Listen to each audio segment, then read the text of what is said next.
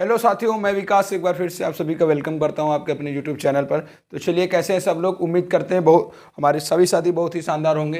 तो देखिए, ये क्लास जो हम लोग करने वाले हैं ये एक रिवीजन क्लास होगी, आप कह सकते हैं। पूरा देखिए, यहाँ पे लगातार जो घटनाएं हुई हैं उन्हीं को क्रम से लिखा गया है। और ये क्लास हमारा जो अभी हाल ही में पेट का पेपर होने वाला है उसके लिए बहुत ही महत्वपूर्ण होगी। तो आप विश्वास करके पूरी क्लास में लगातार बने रहेंगे और आप पूरी क्लास करेंगे, उसके बाद आप देखिएगा कि आपको 1 या 2 नंबर पेपर में ज़रूर मिलेंगे। आप कोई भी परीक्षा दीजिएगा भारत की, उसमें आपका आधुनिक भारत या महात्मा गांधी से 2 प्रश्न आपकी या 1 प्रश्न तो मिलना ही मिलना है इस क्लास से आपको। तो पूरी क्लास सभी साथी हमारे करेंगे। देखिए, चलिए हम शुरुआत करते हैं। देखिए, यहाँ पे क्या लिखा हुआ है, इंडियन नेशनल यूनियन या इंडियन नेशनल कांग्रेस। तो यह है क्या, जो भारत की एक पार्टी है, बहुत बड़ी पार्टी है राष्ट्रीय स्तर पर। क्या है कि इंडियन, देखिए, जब इंडियन नेशनल कांग्रेस की स्थापना होती है 1885 में, किसके द्वारा होती है? सभी साथियों को हमारे पता है, अधिकतर लोगों को ये सारी चीज़ें पता हुई हैं, सब लोगों ने ये चीज़ें पढ़ चुके हैं। तो ये है रिवीजन का समय, और रिवीजन के तौर पर ही हम लोग जल्दी से सारी चीज़ें करेंगे। और उसके बाद इसके बाद जो हम क्लास करेंगे उसमें केवल लगातार मिक्सअप, सारे मिक्स क्वेश्चन 200 प्रश्न हमने लिखे हैं और उनको भी हम करेंगे। ठीक है, तो देखिए इसमें लिखा हुआ है इंडियन नेशनल यूनियन की स्थापना कब? 1884 में। देखिए, जैसे आपसे ये प्रश्न ऐसे पूछा जाएगा कि ये जो इंडियन नेशनल कांग्रेस है इसका पहले नाम क्या होता है? तो इसका पहले जो नाम होता है साथी, नाम होता है इसका इंडियन नेशनल यूनियन 1884 में। और इसी का नाम बदल के 1885 में क्या कर दिया जाता है? Indian national Congress. पहले क्या होता है? राष्ट्रीय भारत संघ कह देते इसको, क्या? भारतीय राष्ट्रीय संघ कहा जाता है इसको। लेकिन बाद में इसका नाम क्या कर दिया जाता है? भारतीय राष्ट्रीय कांग्रेस कर दिया जाता है। माइक नीचे रखा हुआ है, आवाज आपको बराबर आ रही होगी। देखिए, संस्थापक कौन होते हैं इंडियन नेशनल कांग्रेस को? तो ए.ओ. ह्यूम। इनका पूरा नाम आपसे पूछेगा तो एलन ऑक्टेवियन ह्यूम इनका पूरा नाम होता है। और एलन ऑक्टेवियन ह्यूम की जैसे पूछ लिया जाए आपसे कि इनकी जीवनी किसने लिखी है, तो इनकी जीवनी लिखी है साथियों विलियम वेडनवर्थ ने इनकी जीवनी लिखी है। ये भी कांग्रेस के अध्यक्ष होते हैं। कांग्रेस के जो अधिवेशन होते हैं, अधिवेशन आप समझ रहे होंगे कि जो साल भर में एक डेट तय की जाती थी कि इस डेट पे जितने भी कांग्रेसी हैं पूरे भारतवर्ष के, वो इस जगह पर इकट्ठा होंगे। उसी को क्या कहा जाता है? अधिवेशन कहा जाता है। ठीक है, तो ये भी अधिवेशन के अध्यक्ष होते हैं। 6वें या 7वें अधिवेशन के अध्यक्ष होते हैं विलियम वेडन वर्न। ये इंपॉर्टेंट इसलिए है क्योंकि इन्होंने एलन ऑक्टेवियन ह्यूम की जीवनी लिख रखी है। ठीक है, स्थापना कब होती है? तो 1885 में 28 दिसंबर को। कब? 28 दिसंबर 1885 में बॉम्बे में स्थापना होती है। और बॉम्बे में स्थापना एक सरस्वती दीनदयाल कुछ करके नाम होता है कॉलेज का, वहीं पर इसकी स्थापना होती है संस्कृत विद्यालय में। ठीक है, और इसका जो प्रथम अधिवेशन होता है वह भी साथियों बॉम्बे में ही होता है। इसका जो अधिवेशन वो होना था कहां पर? पुणे में। लेकिन पुणे में प्लेग बीमारी फैली हुई थी, इसी कारण इसका अधिवेशन जो है कहां पर हुआ? तो बॉम्बे में हुआ। कहां पर अधिवेशन हुआ? इसकी कह सकते हैं प्रथम बैठक 1885 में बॉम्बे में हुई। ठीक है, बॉम्बे में इसकी प्रथम अधिवेशन हुआ। अब अधिवेशन होगा तो किसी के नेतृत्व में होगा। कहने का मतलब ये है कि जैसे देखिए बहुत भारी संख्या में भीड़ जमा होगी तो उसको एक गाइड करने के लिए एक नेतृत्वकर्ता की जरूरत होगी। तो नेतृत्वकर्ता कौन होते हैं? वेमोस चंद्र बनर्जी। कौन होते हैं? वेमेश चंद्र बनर्जी प्रथम अध्यक्ष होते हैं कांग्रेस के। 2-3 तरीके से आपका प्रश्न बनेगा कि कांग्रेस के प्रथम अध्यक्ष कौन होते हैं? तो वेमेश चंद्र बनर्जी कांग्रेस के प्रथम अध्यक्ष होते हैं। प्रथम अधिवेशन बॉम्बे कब? 1885 ईस्वी में। चलिए, ये देखिए क्या लिख रखा है। ये लिख रखे हैं कि कांग्रेस के जो है, ये कांग्रेस के हैं, कांग्रेस की बात कर रहे हैं हम लोग। कांग्रेस के प्रथम मुस्लिम अध्यक्ष कौन होते हैं? तो बदरुद्दीन तैयब जी। कौन होते हैं? बदरुद्दीन तैयब। कांग्रेस के प्रथम अध्यक्ष, प्रथम मुस्लिम अध्यक्ष बदरुद्दीन तैयब होते हैं। चलिए, अगला लिख रखा है कि कांग्रेस के पहले पारसी अध्यक्ष कौन होते हैं? तो लिख लीजिएगा दादा भाई नौरोजी। कौन होते हैं? Dadabhai Naoroji, grand old man of India, Dadabhai Naoroji. लिखिएगा, इन्हीं की सलाह पर कांग्रेस का नाम रखा जाता है भारतीय राष्ट्रीय कांग्रेस। नहीं, पहले नाम होता है भारतीय राष्ट्रीय संघ, लेकिन इन्होंने क्या सलाह दी थी कि इसका नाम रखिए भारतीय राष्ट्रीय कांग्रेस। और कांग्रेस का अर्थ ही होता है समूह। कांग्रेस का अर्थ ही होता है एक समूह में रहना, एक इकट्ठा होना, मतलब एक सभी को साथ लेकर आगे बढ़ना, क्या कहलाता है? कांग्रेस का अर्थ होता है। ठीक है, ये 3 बार अध्यक्ष होते हैं। कब? 3 बार ये अध्यक्ष बनते हैं कांग्रेस के, याद रखिएगा 3 बार ये अध्यक्ष बन चुके हैं कांग्रेस के। चलिए, अगला कह रहा है प्रथम यूरोपीय अध्यक्ष कौन होते हैं? यह प्रश्न ये भी पूछता है कि प्रथम अंग्रेज अध्यक्ष कांग्रेस के कौन होते हैं? तो लिख लीजिएगा जॉर्ज यूले। कौन होते हैं? George Yule. ये प्रथम जो है कांग्रेस के यूरोपीय या अंग्रेज अध्यक्ष होते हैं। चलिए अगला कह रहा है प्रथम महिला अध्यक्ष। यहाँ पे महिला लिखा है भाई, भारतीय महिला उसने नहीं लिखा है, क्या लिखा है, महिला लिखा है। तो प्रथम महिला अध्यक्ष कौन होती है, एनी बेसेंट।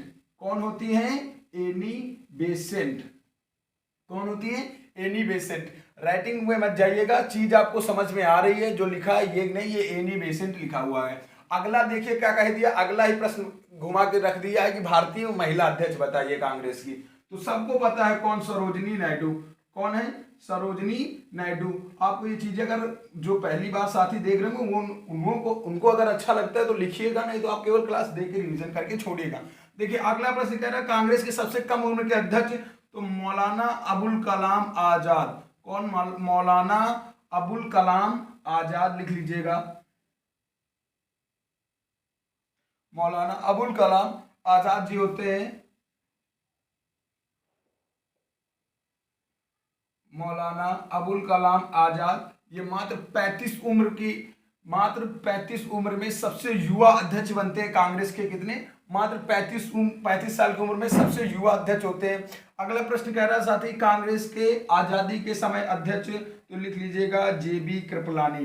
कौन, जेबी कृपलानी। चलिए अगला प्रश्न हमारा कह रहा है कि कांग्रेस के सर्वाधिक अधिवेशन कहां पर हुए हैं, तो लिख लीजिएगा कलकत्ता में। कहां पर, कलकत्ता में 10 अधिवेशन हुए हैं कांग्रेस के। ठीक है, जो विशेष अधिवेशन होते हैं इनको छोड़कर 10 अधिवेशन कांग्रेस के कहां पर हुए, कलकत्ता में सर्वाधिक अधिवेशन। और सबसे लंबा कार्यकाल किसका होता है, तो लिख लीजिएगा 1941 से 1945 तक इन सबसे लंबा शासनकाल होता है। मतलब सबसे लंबा जो कांग्रेस के अध्यक्ष के पद पर कार्यकाल होता है वह कार्यकाल होता है मौलाना अबुल कलाम आजाद का।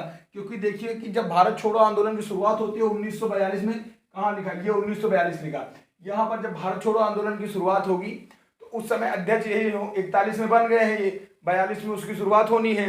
41वां वाला जो अधिवेशन हुआ था उसमें ये अध्यक्ष बन चुके थे, अब होनी थी, अब अगला 42 में अध्यक्ष बदलते। लेकिन हुआ क्या कि भारत छोड़ो आंदोलन की शुरुआत हुई और उसी में जो अंग्रेजों ने ऑपरेशन जीरो हावर चला के जितने भी बड़े बड़े नेता थे सबको जेल में डाल दिया। तो जब जेल में डाल दिया तो अध्यक्ष यही बने रहे, कौन, मौलाना अबुल कलाम आजाद। देखिए वो तो हो गया थोड़ा सा कांग्रेस के बारे में बात की, है ना। कांग्रेस के बारे में बात इसलिए की क्योंकि अब अगली बात हम करेंगे महात्मा गांधी जी की। किसकी बात करेंगे, महात्मा गांधी जी की।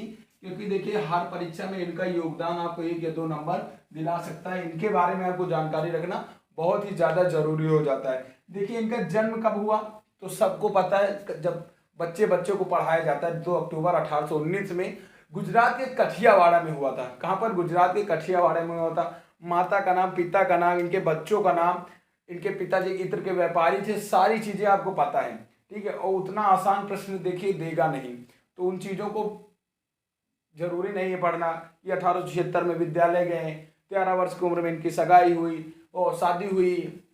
उसके बाद कब इंग्लैंड गए, कब वहाँ से वापस आए, इंग्लैंड क्या करने गए, तो वहाँ से प्रश्न बहुत नहीं देगा यार, क्योंकि वो सारी चीज़ें हम बचपन से पढ़ते हुए चले आ रहे हैं। अगर आप भारत के निवासी हैं, नागरिक हैं, तो ये चीज़ें आप जितना हमने बताया आप पूरा पढ़ रहे होंगे, है ना, क्लास सेकेंड से जब आप कक्षा 2 में होते हैं। लेकिन देखिए यहाँ पे 1893 से हम शुरुआत करेंगे। कहाँ से, 93 से शुरुआत करेंगे। तो देखिए 1893 में क्या होता है, गांधी जी जब वकालत करके वापस आते हैं तो इनकी वकालत चल नहीं रही होती है ना। ये प्रार्थना पत्र लिखते रहते हैं, वहाँ पर अपना काम चलाते रहते हैं। लेकिन होता क्या है कि भाई वहाँ पर जो है अब्दुल्ला एंड सिविक कंपनी का मामला हो जाता है। साउथ अफ्रीका में वो कंपनी होती है, भारत की होती है, उसका मामला हो जाता है। उनको भी चाहिए होता है वकील, और गांधी जी के पास भी होता, इतना कार्य होता नहीं है। तो बताते हैं, कहते चलो यार चलते हैं, देखते हैं। तो 1893 में कहाँ गए, तो साउथ अफ्रीका गए। ऐसे का मतलब है साउथ अफ्रीका पूरा नहीं लिखना है ना, आप भी ऐसे करिएगा। साउथ अफ्रीका गए 1893 में। अब जो भी मामला हुआ इनका, कौन से मैरिसबर्ग स्टेशन से उनको उतार के फेंक दिया गया, काफी सारी चीजें हुई, पगड़ी मामला हुआ और इनको जो है काले गोरे की नीति भेद, मतलब शिकार होना पड़ा काले गोरे की नीति का। अगला चीज क्या है, लिखा है 1894 में। 1894 में याद करिएगा जब ये साउथ अफ्रीका जाते हैं, इनके साथ ये जो सारे मामले हो गए, है ना, ये जो सारा मैटर इनके साथ हो गया। अब आप एक साथ किसी रिश्ते कोई लेके बुला के जाए, भैया चलो वहाँ हमारा मामला है, देखिए चल के। वहाँ पे जाने के बाद आपके साथ इस तरह की घटना हो जाए, यार बड़ा बवाल हो गया है। हमको काले कह रहे हो, गोरे कह रहे हो, यार तुमसे हमसे क्या मतलब है यार, हम जो अपना काम कर रहे हैं हमको करने दो, और तुम हमको काले गोरे बता रहे हो। और उसी में ये लोग गांधी जी को लिए हल्के में, भैया गांधी जी यार बताइए अब क्या कहा जाए ज़्यादा ना। तो फिर भैया 1894 में इन्होंने नटाल इंडियन कांग्रेस की स्थापना कर दी। ठीक है, नटाल कांग्रेस, या लिख लीजिएगा नटाल इंडियन कांग्रेस, या नटाल इंडियन कांग्रेस की स्थापना कर दी 1894 में दक्षिण अफ्रीका में। उसके बाद क्या होता है, अभी ये 1899 यहाँ लिख दिया आपने, कोई दिक्कत वाली बात नहीं, आपको हम सारा बता देंगे, समझ में आ जाएगा। ठीक है, ये अभी गांधी जी कहाँ, दक्षिण अफ्रीका में है। 1896 में ये भारत आते हैं, अपना बीवी बच्चों को लेके चले जाते हैं साउथ अफ्रीका, है ना, क्योंकि अब उन्होंने सोच लिया है कि जो साउथ अफ्रीका में भी भाई भारतीय हैं उनके साथ इस तरीके घटनाएं हो रही हैं कि आप उनको काले गोरे बता रहे हैं, आप उनके साथ मतलब इस तरीके का व्यवहार कर रहे हैं, ये गलत चीज़ है कि नहीं है बताइए, बिल्कुल गलत है यार। उसके बाद फिर क्या हुआ कि 19 कांग्रेस की स्थापना, नटाल इंडियन कांग्रेस की स्थापना इन्होंने की 1903-04 में। इन्होंने इंडियन ओपिनियन साप्ताहिक समाचार पत्र, लिख लीजिएगा इंडियन ओपिनियन साप्ताहिक समाचार पत्र निकाला। साथियों 3-4 भाषाओं में था, हिंदी, अंग्रेजी, संस्कृत, मराठी, तमिल, है ना, काफी भाषाओं में था। इसके संपादक जो थे वो मनसुख लाल जी थे। कौन? मनसुख लाल जी इसके संस्थापक थे। चीजें समझ लीजिएगा भाई, मनसुख, ये मनसुख लिखा है, मनसुख लाल जी, मनसुखा, है ना, ये मनसुख लाल जी इसके संस्थापक हैं, वो मत समझिएगा। मनसुखा जी जो कृष्ण भगवान के थे वो नहीं, ये मनसुख लाल जी हैं, इसका संस्था जो है वो करते हैं, संपादन करते हैं। 1904 में क्या होता है अब बताइएगा, इन्होंने एक आश्रम की स्थापना की, फिनिक्स आश्रम की स्थापना की। किसकी? फिनिक्स आश्रम की स्थापना की। किसकी स्थापना की? फिनिक्स आश्रम की। 1899 में क्या होता है तो लिखिएगा, अंग्रेजों, वहां जो साउथ अफ्रीका में किसानों को और अंग्रेजों के मध्य युद्ध छिड़ जाता है ना, लड़ाई हो जाती है, आपस में लड़ाई हो जाती है दोनों में। तो ये होता है बोहर युद्ध। कौन सा युद्ध? बोहर युद्ध हो जाता है भैया 1899 में। तो जब ये बोहर युद्ध होता है तो गांधी जी भी भैया वहीं पे होते हैं। कहाँ पे? दक्षिण अफ्रीका में। अब जब दक्षिण अफ्रीका में गांधी जी होते हैं तो गांधी जी क्या करते हैं कि एक एम्बुलेंस सेवा शुरू कर देते हैं। मान लीजिए कोई अंग्रेज जो सैनिक है युद्ध में घायल हो गया, लड़िया ले चलो, बैठाओ, डालो, अस्पताल पहुंचाओ, धड़ाधड़। भैया जब देखे अंग्रेज की यार ये भारतीय हैं गांधी जी और हमारी इतनी मदद कर रहे हैं, तो इन्होंने खुश हो गए इनसे और इनको दिया बोहर व जुलू पदक। कौन सा पदक दिया? बोहर व जुलू पदक। तो याद रखिएगा, बोहर युद्ध में गांधी जी जब अंग्रेजों की मदद करते हैं तो इनको बोहर व जुलू पदक से सम्मानित किया गया। और अभी यही बोहर व जुलू पदक ये त्याग देंगे कब? जब असहयोग आंदोलन की शुरुआत होगी। ठीक है, तो सारी चीजें लिखते रहिएगा, है ना। चलिए 1906 में, अब 1904 ये है, 99 में फिनिक्स आश्रम इंडियन ओपिनियन साप्ताहिक समाचार पत्र होता है, संपादक मनसुख लाल जी। अगला है 1904 फिनिक्स आश्रम, 1899 बोहर युद्ध, और बोहर व जुलू पदक भी इसी युद्ध में मिला है, अंग्रेजों की मदद की है। अगला है क्या? 1906। अब 1906 में क्या होता है, एक ट्रांसवेथियाटिक एक्ट पारित हो जाता है साथी। ट्रांसवेथियाटिक, एशियाटिक या एथियाटिक जो भी है लिख लीजिएगा, एशियाटिक एक्ट पारित होता है। ठीक है, ये एक्ट का नाम बड़ा अंडसंड है यार, लेकिन ये एक्ट इंपॉर्टेंट हमारे लिए इसलिए हो जाता है क्योंकि इसमें बड़ा कह सकते हैं बड़ा झालमेल फंसा हुआ है। कैसे फंसा हुआ है समझिएगा। जो एक्ट पारित होता है, जब यह एक्ट पारित होता है, देखिए हमारी पीछे की जो क्लासें पढ़ी हुई है ना, क्योंकि तब हमने शुरुआत की थी, देखिए नई, तो उसमें आपको ज़्यादा चीज़ें शायद कहो समझ में ना आए, चीज़ें सारी यही हैं, लेकिन समझाने का जो तरीका है वह थोड़ा आपको अटपट लगेगा, है ना। उसके लिए आप परेशान मत होइएगा। अगर आपको वहाँ पे नोट्स अपने तैयार करने तो सारी चीज़ें हमने बोर्ड पे लिखी हैं बाकायदा, वो आप अपनी कॉपी में लिख लीजिए, आपको पूरा नोट्स तैयार हो जाएगा, है ना। लेकिन यहाँ पे आपको केवल समझना है। देखिए ये जो एक्ट होता है, यह एक्ट क्या कहता है कि जो जो साउथ अफ्रीका की सरकार होती है वह यह नियम निकाल देती है कि जितने भी भारतीय यहाँ रह रहे हैं साउथ अफ्रीका में, वो सब अपना रजिस्ट्रेशन करवाएंगे और जो रजिस्ट्रेशन होगा उसको ऐसे गले में पहन लेंगे, जैसे हम लोग माला पहनते हैं ना, जैसे आधार कार्ड है, सरकार कही देगा अपना आधार कार्ड गले में लटका पहन के चलो, जो लोग यहाँ पे रह रहे हैं। तो यही हुआ साउथ अफ्रीका लोग वाले जो भारतीय होते हैं उन्हीं के साथ घटना हो जाती है कि आप जो है अब अपना रजिस्ट्रेशन करवाएंगे और रजिस्ट्रेशन को जो है गले में लटका के चलेंगे। गांधी जी पे इसको आता है गुस्सा, गांधी जी पहला सत्याग्रह का प्रयोग यहीं पे करते हैं 1906 में इसके खिलाफ। पहला सत्याग्रह 1906 में दक्षिण अफ्रीका में, याद रखिएगा, ट्रांसवेथियाटिक एक्ट के खिलाफ। ठीक भाई, समझ में आया ना? 1906 या 7, है ना, ऑप्शन में 6 करिएगा। चलिए अगला क्या लिख रखा? 1908, जब ये एक्ट के विरुद्ध इन्होंने मतलब कार्य किए, मतलब जब इन्होंने कह सकते हैं उनको सारे जला दिए, एक जगह इकट्ठा करके उपद्रव मचाने लगे, तो होता क्या है कि जो दक्षिण अफ्रीका की सरकार होती है इनको गिरफ्तार कर लेती है 1908 में वर्कर्स हट जेल में। कौन सी?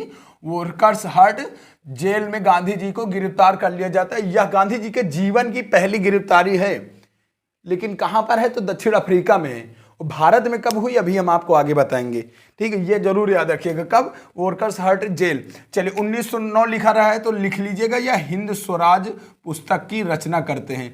हिंद स्वराज पुस्तक की रचना करते हैं गांधी जी। किसकी? हिंद स्वराज पुस्तक की रचना की है। जब दक्षिण इंग्लैंड जाते हैं वहीं से, तो वहां से जब वापस आ रहे होते तो जहाज में ही इसकी रचना की थी 1909 में। 1910 में लियो टॉलस्टॉय आश्रम, लिखते रहिएगा, लियो टॉलस्टॉय आश्रम या टॉलस्टॉय फर्म, लियो टॉलस्टॉय आश्रम की स्थापना 1910 में। 1901 नोट क्यों लिख रखा है? क्योंकि आगे नहीं लिखा तो नोट में लिख लीजिएगा। 1901 में गांधी जी भारत आते हैं, ठीक है, भारत इनको बुलाया जाता है। कांग्रेस के कलकत्ता के अधिवेशन में ये भाग लेते हैं और एक विधि कार्यालय की स्थापना बॉम्बे में करते हैं। ठीक, ये चीज 1901 वाली आपको समझ में आ गई। 1915 में तो लिख लीजिएगा 9 जनवरी 1915 को पूरी तरीके से भारत वापस आ जाते हैं, दक्षिण अफ्रीका से अपना नाता तोड़ करके। 21 वर्ष ये दक्षिण अफ्रीका में अपना प्रवास करते हैं। ये 9 जनवरी 1915 को भारत आते हैं।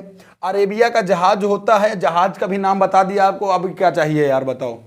अब जहाजों का नाम आपको बता दिए कौन से जहाज से आए, है ना। तो अरेबिया का जहाज होता है, अपोलो बंदरगाह होता है बॉम्बे में, वहीं पे गांधी जी उतरते हैं भैया 9 जनवरी 1915 को। उसके बाद 1916 जब ये गांधी जी आते हैं जनवरी में, साल की शुरुआत में आ जाते हैं। फिर इनके राजनीतिक गुरु होते हैं और वो प्रश्न जीडी में पूछा गया है। जीडी में पूछा गया, इसके पहले जो जीडी का पेपर हुआ हमारा 2021 वाला, उसमें यह प्रश्न पूछा गया कि गांधी जी के राजनीतिक गुरु का नाम बताइए, और हमारे मित्र हैं वही गलत करके आए। और जब हम उनसे पूछा, बताएं यार ये हमारे पेपर में पूछा गया है, अब हम उनको करें क्या? हमने कहा वंस मोर करो इसको तुम, वंस मोर। तो ये वंस मोर नहीं होना चाहिए। तो गांधी जी के राजनीतिक गुरु लिखा हमने कहीं नहीं है, लेकिन समझ लीजिएगा कि गांधी जी के राजनीतिक गुरु गोपाल कृष्ण गोखले, और गोपाल कृष्ण गोखले के राजनीतिक गुरु एमजे रानाडे साहब। ठीक, समझ में आ गया ना पूरी चीज? तब बताइएगा आप। चलिए अगला है 9 जनवरी 1915, गांधी जी पूरी तरीके से भारत वापस। 1916 में क्या कह रहा है? इन्होंने बीएचयू को संबोधित किया, ठीक है, अपना पहला भाषण दिया। बीएचयू को संबोधित कब किया गया? तो 1916 में प्रश्न पूछेगा। 1916 में बीएचयू को संबोधित किया। और 1916 में एक और घटना लिखिएगा कि कांग्रेस का जो है लखनऊ वाला अधिवेशन होता है साथी। कौन सा? लखनऊ वाला अधिवेशन होता है। अंबिका चरण मजूमदार इसके अध्यक्ष होते हैं। अंबिका चरण मजूमदार अध्यक्ष होते हैं। लेकिन जब गांधी जी के जो राजनीतिक गुरु होते हैं वो इनसे कहते हैं कि आप 2 साल तक केवल भारत का भ्रमण करिए, आप कुछ करिए मत। साल की शुरुआत में मुलाकात होती है तो गांधी जी के इनके राजनीतिक गुरु समझाते हैं कि अभी आप नए नए भारत में आए हैं, ज़्यादा स्थिति आपको पता नहीं है कि भारत में क्या हो रहा है, आप केवल भारत का भ्रमण करिए, पूरे भारत में भ्रमण करिए आप। तो गांधी जी भ्रमण कर रहे होते हैं, पहुंच जाते हैं और लखनऊ आते हैं। 1916 मुलाकात हो जाती है इनकी, किसकी? कौन होते हैं? राजकुमार शुक्ल से मुलाकात होती है इसी लखनऊ अधिवेशन में। और राजकुमार शुक्ल ने भी गांधी जी के बारे में बहुत कुछ सुन रखा था। तो राजकुमार शुक्ल जी जो हैं या किसान नेता हैं, कहाँ के हैं? तो बिहार के हैं। और बिहार में जिस तरीके से किसानों का शोषण हो रहा था ना, 3 घटिया पद्धति है, बहुत सारी चीजें थी, तो उनको लगा राजकुमार शुक्ल जी को गांधी जी से यह बात बतानी चाहिए। तो उन लखनऊ में ही मिलते हैं राजकुमार शुक्ल और इनको लेके जाते हैं कहाँ पर? तो बिहार में। और बिहार में ही गांधी जी कांड करना शुरू कर देते हैं। तो इनका जो पहला क्षेत्रीय आंदोलन कौन था? बिहार का चंपारण। कौन सा? चंपारण। एक चंपारण एग्रेरियन कमेटी बनती है जिसमें 4 अंग्रेज होते हैं, ठीक है, और 3 कठिया पद्धति समाप्त कर दी जाती है, हरजाना वगैरह दिलाया जाता है। 3 कठिया पद्धति क्या होती है? सब पूरी चीज़ें हमने आपको बताया, तो ज़्यादा चीज़ें नहीं। चंपारण आंदोलन 1917 में। और 1918 में ही जो 3 चीज़ें होती हैं, कौन कौन सी चीज़ें होती हैं? एक होता है खेड़ा आंदोलन। कौन सा आंदोलन? खेड़ा आंदोलन, ठीक है, अहमदाबाद, ये गुजरात में है ये खेड़ा। और एक होता है अहमदाबाद मील मजदूर आंदोलन। कौन सा होता है? अहमदाबाद मील मजदूर आंदोलन और खेड़ा आंदोलन। ये तीनों गांधी जी के, ये 1, 2, 3, ये तीनों क्षेत्रीय आंदोलन है, याद रखिएगा, तीनों क्षेत्रीय आंदोलन है। और ये मील मजदूर आंदोलन जो होता है, सारी चीज़ें हमने आपको बता रखी है, आप केवल यहाँ पे ईयर याद रखिए और ये क्या घटना हुई याद रखिए। अब 1919 की बात आ गई, बहुत इंपॉर्टेंट है 1919। क्या इंपॉर्टेंट है? तो लिखिएगा 18 मार्च 1919 को आता है क्या? Rowlatt act. क्या आता है? रॉलेट एक्ट आता है। ठीक है। उसके विरोध के लिए क्या किया जाता है, तरह तरह की सभाएं की जाती हैं। तो एक 13 अप्रैल 1919 को याद करिएगा मार्शल लॉ कब लागू किया जाता है, तो 11 अप्रैल को। भारतीयों को पता नहीं होता है मार्शल लॉ के बारे में, है ना। तो 13 अप्रैल 1919 को अमृतसर में जलियांवाला बाग हत्याकांड होता है। कब? 1919 में। दो चीज़ें 1919 में, रॉलेट एक्ट और जलियांवाला बाग हत्याकांड 1919 में, और इसका विरोध के स्वरूप इसका जो है सभा गठित की जाती है। और इसी सभा में जब गोलियां अंधाधुंध चला दी जाती हैं और कोई निर्णय नहीं होता है भारतीयों के उसमें कि क्या होता है क्या नहीं, गोलियां बरसाई गई, सब कुछ हुआ, हैरी डायर वगैरह ने सब कुछ कांड किया अपने। उसके बाद इसी के विरोध में, जलियांवाला हत्याकांड के विरोध में असहयोग आंदोलन शुरू कर दिया जाता है। 1 अगस्त 1920 से इसकी औपचारिक शुरुआत होती है, किसकी? असहयोग आंदोलन की। और असहयोग आंदोलन यह गांधी जी का प्रथम राष्ट्रीय आंदोलन था।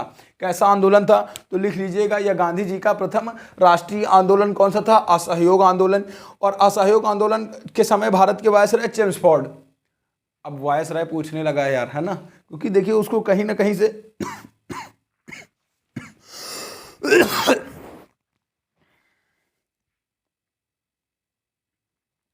चलिए करते हैं, बहुत बोल दिए यार आज।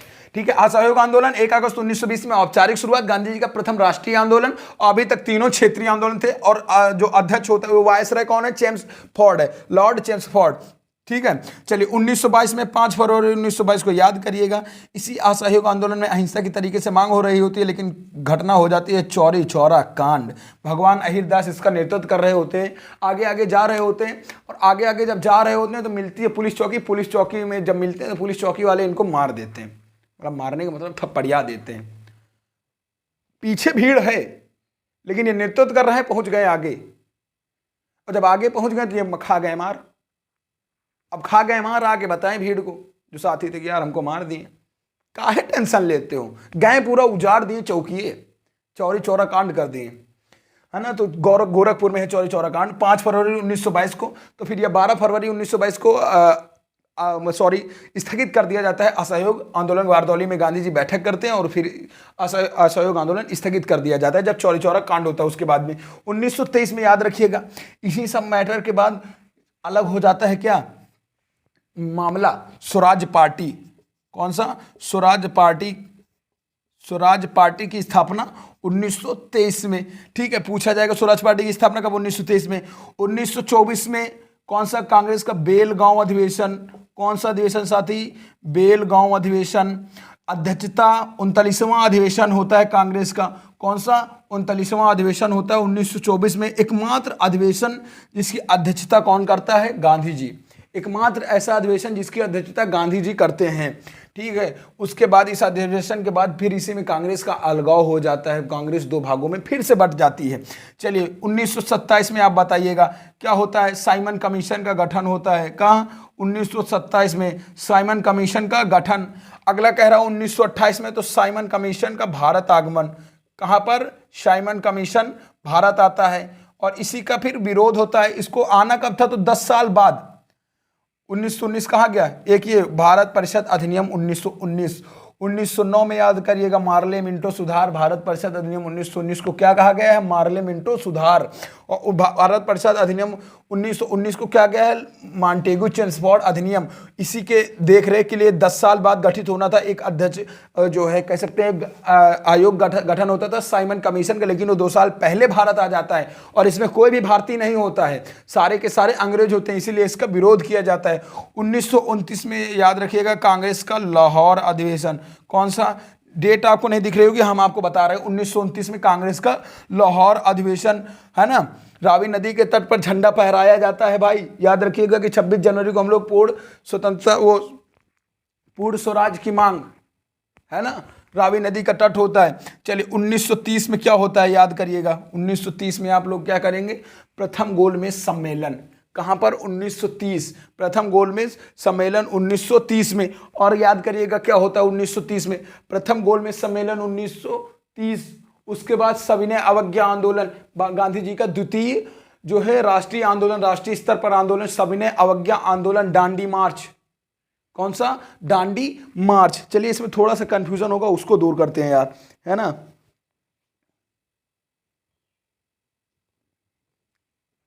चलिए 12 मार्च 1930 को इसकी शुरुआत होती है। यार सविनय अवज्ञा आंदोलन हमने गलत लिखा है, 1 मिनट रुकिएगा भाई। चलिए 1930 में सविनय अवज्ञा आंदोलन की शुरुआत होती है, डांडी मार्च से इसकी शुरुआत होती है। कहां से? डांडी मार्च, 12 मार्च 1930 से इसकी शुरुआत होती है, डांडी मार्च से। पहले जाते हैं गांधी जी का नमक कानून तोड़ते हैं। कहां पर? नमक कानून तोड़ते हैं गांधी जी। उसके बाद क्या होता है? चलिए गांधी जी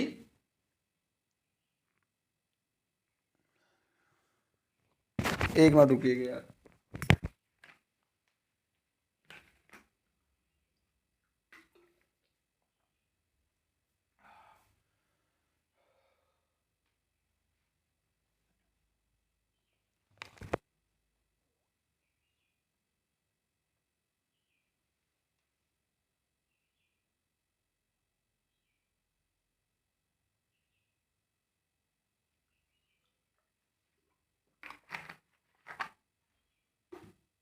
चलिए वापस आते हैं। जीवन में पहली बार हम इतना जोर शोर से क्लास ले रहे होंगे। 12 मार्च 1930 को सविनय अवज्ञा आंदोलन, याद रखिएगा बहुत ज्यादा पूछा जाता है, साबरमती आश्रम से शुरू किया गया था सविनय अवज्ञा आंदोलन। ठीक, समझ में आ गया। अगला क्या रख रखा है? 1931। 1931 में क्या होता है? तो पहला गोलमेज सम्मेलन 1930 से स्टार्ट हो गया है। 1900 देखिए गोलमेज सम्मेलन था क्या? गोलमेज सम्मेलन था क्या कि जो कि भारत में जो सारे आयोग आए हैं, साइमन कमीशन जो आया है, यह अपनी रिपोर्ट वहां पर देता है किसको? जो है अंग्रेज सरकार को प्रस्तुत करता जाता है। क्योंकि भारत की जितनी भी गतिविधियां थी वो कहाँ से चल रही थी? वो इंग्लैंड से चल रही थी, इंग्लैंड की संसद में। तो वहीं पर जो है सबको बुलाया जाता है, सेंट जेम्स पैलेस में सबको बुलाया जाता है। गांधी जी भी नहीं जाते हैं। गांधी जी पहले जो अधिवेशन हुआ इसमें कांग्रेस नाराज रहती है तो कांग्रेस जाती नहीं, क्योंकि उसकी बातें सुनी नहीं गई थी। तो ये प्रथम गोलमेज सम्मेलन 1930 में, सविनय अवज्ञा आंदोलन 1930 में, 12 मार्च 1930 को साबरमती आश्रम से शुरू किया गया। 1931 में क्या होता है? तो गांधी इरविन समझौता, सविनय अवज्ञा आंदोलन के समय भारत के वायसराय इरविन, गांधी इरविन समझौता होता है। ठीक है, क्योंकि इरविन के ऊपर भी दबाव आता है यार कि कांग्रेस इसमें भाग नहीं ले रही है तो काम कैसे चलेगा, है ना? दोनों पार्टियां बुलाओ तो समझा के काम चला लिया जाए।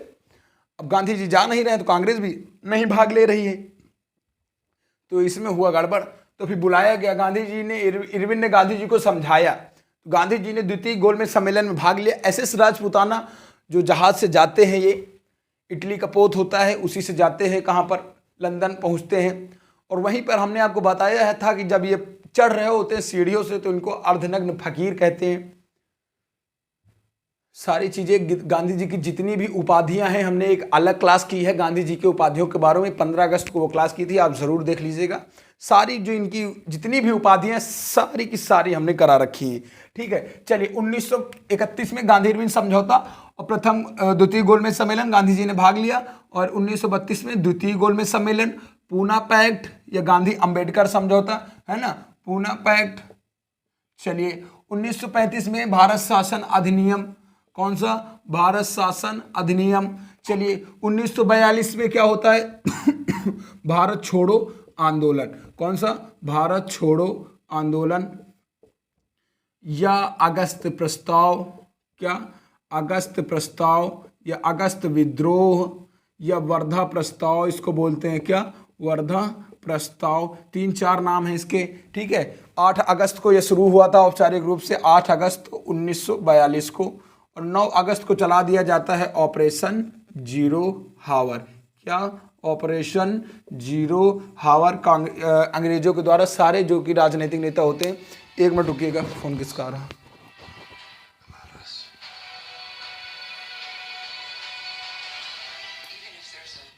चलिए ठीक है, सारी चीज़ें आपको समझ में आ गई। ऑपरेशन जीरो हावर 1942 में। और 1948 में गांधी जी की मृत्यु हो जाती है। 30 जनवरी 1948 को नाथूराम गोडसे प्रार्थना के समय गोली मार देते हैं, गोली मार देता है। ठीक है, तो खत्म हुआ ये पूरी क्लास। उम्मीद करते हैं आपको सारी चीज़ें समझ में आई होंगी। फिर क्लास को यहीं पर करते हैं समाप्त। ठीक है, और जो इसकी बाद वाली क्लास होगी ना, वो ज़बरदस्त होगी। 200 क्वेश्चन लिख रखे हैं, उसमें सारे मिक्सअप क्वेश्चन है ना, कि कौन सा राष्ट्रीय उद्यान कहाँ पर है, कौन सा बांध कहाँ पर है, यह घटना कब हुई, थोड़ा करंट भी है, सारी चीज़ें उम्मीद करते हैं आपको मिल जाएंगी। तो चलिए फिर यही क्लास समाप्त करेंगे। अगर चीज़ें आपको अच्छी लगती हैं तो लाइक एंड शेयर नहीं रुकना चाहिए। चलिए तब तक के लिए सभी को जय हिंद, जय भारत।